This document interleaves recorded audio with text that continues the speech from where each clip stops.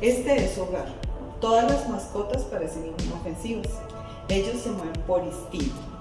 En la Ley 746 de 2002 nos habla de que cada propietario debe manejar y ser responsable de su mascota. Es nuestra responsabilidad como empleado no interactuar ni entrar en contacto con las mascotas de los residentes. Recuerda, para evitar accidentes de trabajo frente al abuso o mordedura por estas mascotas, no debemos interactuar con ellos.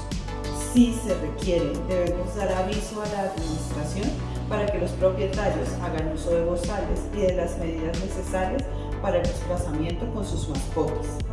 ARL Bolívar te cuida. Yo me quiero, yo me cuido.